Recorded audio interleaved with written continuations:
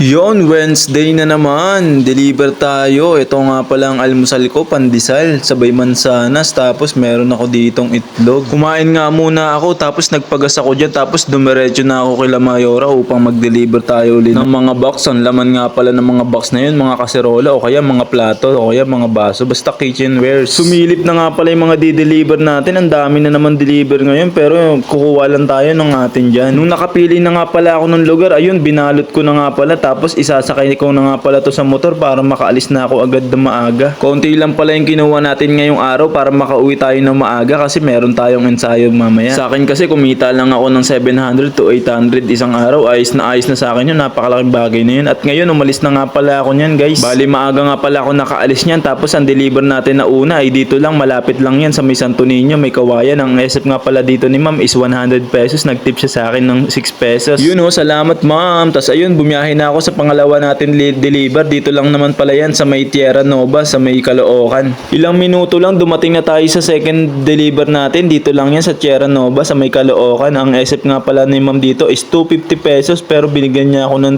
260. May tip tayo na 10 pesos. Wow, salamat ma'am. Lagi talaga may nagtitip sa atin kahit pa 10-10 tapos 20-20. Ayos na ayos yun. Ang laking bagay para sa akin nun. Minsan nakakabili ako ng buko o kaya pandagdag gasolina.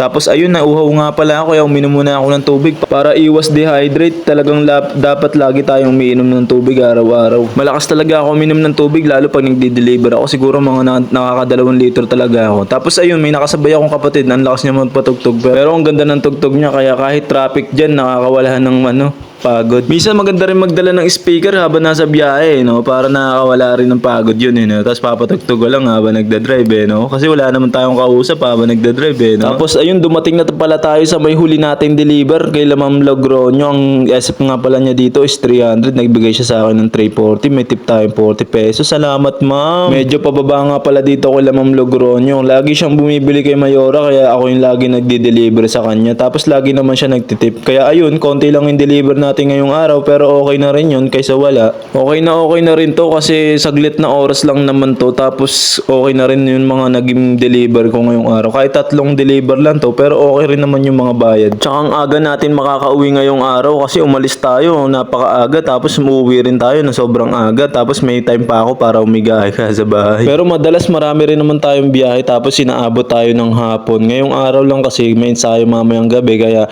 kailangan maaga akong makauwi, kaya ayos na rin to. Tsaka ang ganda na rin ang kita kong sa ilang oras lang. Kaya pala 300 yung SF ni ma'am dito kasi 3 box to, tas medyo may kabigatan. Ganun naman sa deliver namin, minsan may kontrata, minsan may lalamove lang. You know, halos 3 oras lang patapos na tayo. Salamat nga pala sa tip ma'am Logronyo sa uulitin ng pagbili nyo kay Mayora. At syempre nakakita ako ng paborito kong banana Q kaya bumili muna ako kasi sobrang mura lang. Nung tinanong ko magkano, 10 piso lang, sa iba 20 na yan eh. Grabe, mura. Sabi ko, te, mura ng tindan yung banana ko. Sabi ko, nagbablog ako, sasama kita sa vlog, te. Tawa siya dyan eh. Ano? Tapos ayun, kukuha sana ako ng Lana Move dyan. Naghahanap ako ng booking pabalik kaso wala na talaga ako makita. Kaya umuwi na ako. Bali, mamaya ako na pala susunduin si Ninya kasi ang aga ko pa niyan. Kasi alas 5 pa out niya. Kaya uwi muna ako sa bahay para kumain. Tapos magpahinga ng konti. Tapos habang pauwi tayo, nakasalubong tayo. Puro traffic. Ang lalaki ng truck ko. Kaya ayun, pag overtake ko, sabay balik uli sa linya. Pag uwi ko, napakasarap pala ng ulam namin, munggo, sabay may halo pa mga baboy. Grabe talaga magluto si mama ng ulam no? Ang sasarap talaga ng mga niluluto niya. Tapos ayun, hindi ko na nga pala na-videoan yung pagsundo ko kay Ninya. Ayun, nakauwi na ako niyan. Nagbibihis na nga pala ako kasi meron kami ensayo sa kapilya. Tapos konting pabango lang, tapos alis na tayo. At ayun, nakarating na pala ako dito. Ang ganda talaga pagmasdan ng kapilya. Isa na namang matatapos na araw. Ang sarap talaga sa pakiramdam kapag napagsasabay mo yung trabaho tapos nakakatubad ka pa ng tungkulin mo. Ako nga pala ulit si Marjo na nagsasabi na kapag may pagsubok at problema, panalangin ang ating sandata.